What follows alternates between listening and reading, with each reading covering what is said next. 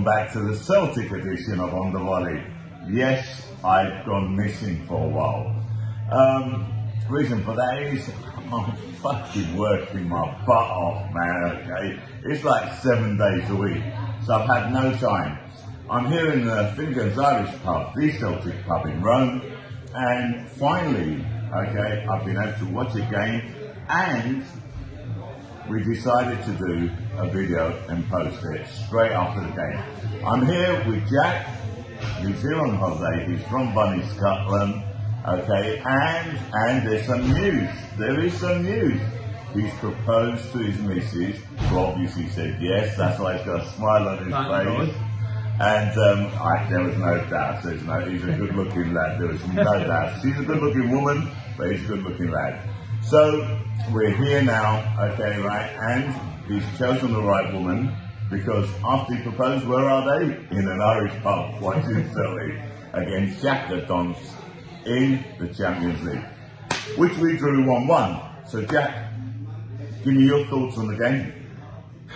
Just typical Celtic, domestically, they look electric, they look like they could score in different parts of the game, but then when they play in Europe, they're just a completely different team. They look quite dull, they look quite as if they're scared to play forward, and it's just been every game we've played this season in the Champions League, they've made so many chances, they've not been able to take them, and they've just had one of their campaigns. But do you think, okay, right, and this is a question which I ask everyone, you know, I mean, look, do you think the reason for that is because most of our players have not played on the big stage before? And, you know, you said it, we've created chances. Even tonight, Giacomakis hit the post. How many times have we hit the post or crossbar over this, Champions League group stage? No, I mean, you're completely right. They have made chances, and as you're saying, not a lot of the players have played at this level. But I think it's just a case of once they get to that stage, just being brave, believing in their own ability, believing in the team's ability, and just going full barrel for it. Okay. I hear you on that, yeah. And I mean, I watch a lot of YouTube channels. I've seen on Instagram. Okay, I've seen quite a few comments. Okay, negative and positive. But I'll go back to what Ange said. Ange turned around and said, "Well, look, you know, this is basically a learning curve for them. A lot of these players haven't played on this stage before." You know, I asked the question, is there a lack of confidence? Are they in awe of the situation? I mean, Kyogo had a great chance today again. And Kyogo hasn't been on form recently, yeah? You know, has he lost confidence? I mean, I'm a season ticket holder myself, and for the last few games, watching Kyogo, he's looked a shadow of his past self. And I think it's a confidence thing. I think what you're saying about when they're playing in the Champions League, they look a wee bit lacking in confidence is probably true. But again, they all know themselves, they're good enough players, they've shown that they can create chances. It's just about making that kind of fine tuning of making those chances actually count, because that's the difference between your Europa League, your Conference League, and then your Champions League, like Real Madrid or Leipzig. If they get a half chance, it's in the back of the net, whereas with Celtic, half chances or even full chances are just not going for them. It hasn't been this season, I completely agree with you. Look, I mean, I've seen the performance of some of the players, And some of the players I think have had great performances. Some of the players I think have been lacking, okay, and again, is it down to confidence, is it down to the awe of the occasion? But I thought that the game against Shakhtar, the first game, we should have won that one, and we didn't. It was about fine margins, but I think we played better in that game than we did today, and I think that in the last third, we were lacking creativity. What do you think? I think Celtic in that first game against Shakhtar were electric.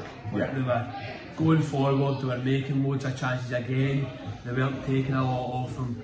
But I felt as if tonight, because that pressure of they needed to win, because that would give them a chance of getting Europa League after Christmas, I think that plays on their mind, and it means that when, say for example, O'Reilly takes it in a half turn, he's thinking, right, do I go a wee bit risky and play this pass forward?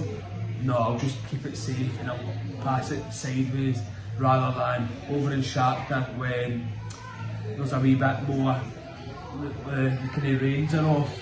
They're thinking, right, we'll play forward, we'll go for it. But because again this game's a wee bit more, there's more riding on it, we've been a bit let's chill out a wee bit, let's play it safe. So there was more pressure on them. Yeah, I can see that, and I agree with you on that one, yeah. Now, the next question I'm going to ask you, yeah, and this is a good question, I think, yeah, a question which we all ask ourselves. That's a good answer.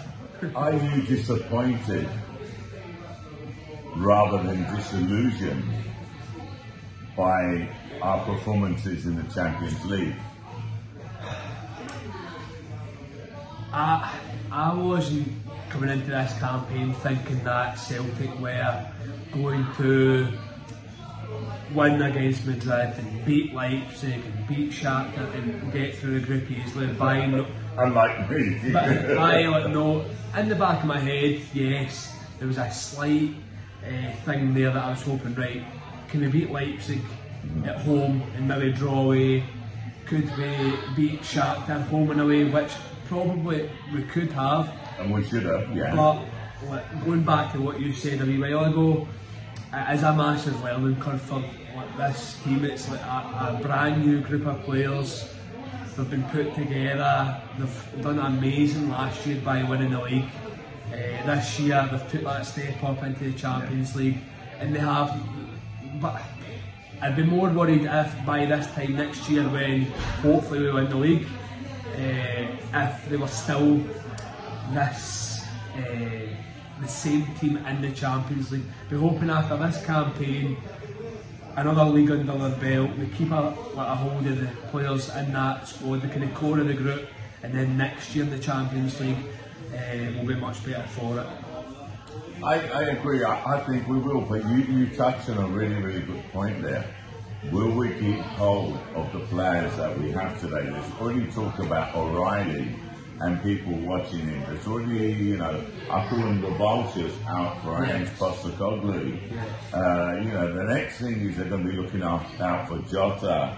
Okay, and I hate to say this, okay, right, I've said this before though, okay, I've always said this, Maida's been criticised, Greg Taylor's been criticised, a lot of our players have been criticised, and they're all playing really well.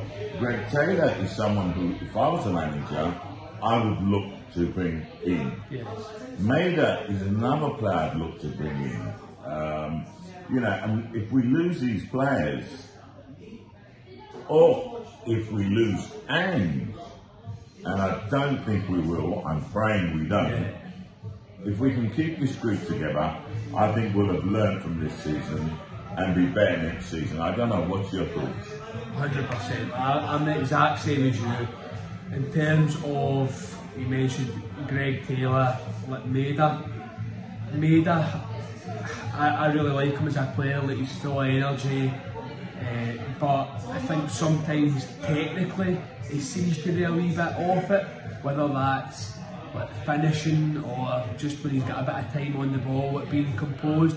In terms of Greg Taylor, like, if you to sit and ask me right now who Celtic's Player of the Year would be for this year, I would say Greg Taylor, because he's been an absolute revelation this season.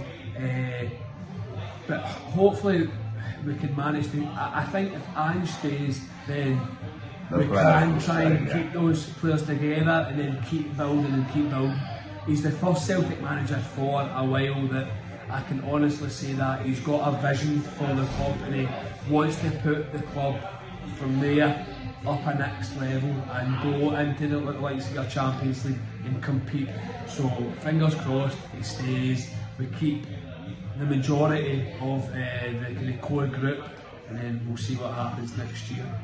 Agree with you 100%. If we can keep hold, and listen to this, if we can keep hold of Ange, and I believe we will, I've said it so many times, Ange stays an average of 3 years, then yes, I believe we'll keep the core of our players. So anyway, so what's your prediction for this season? What will we achieve? A wee bit wary saying this live, but I think domestically there's not many teams that can match Celtic domestically just now the way they're playing the league. The other team in Glasgow is probably struggling a wee bit, and I think even their own fans will say that. Is there another team in Glasgow? Sorry, I didn't realise. Sorry. Oh, they're not down the road. Yeah, so a lot of my friends support the other side, and even them themselves are worried about the direction of their club.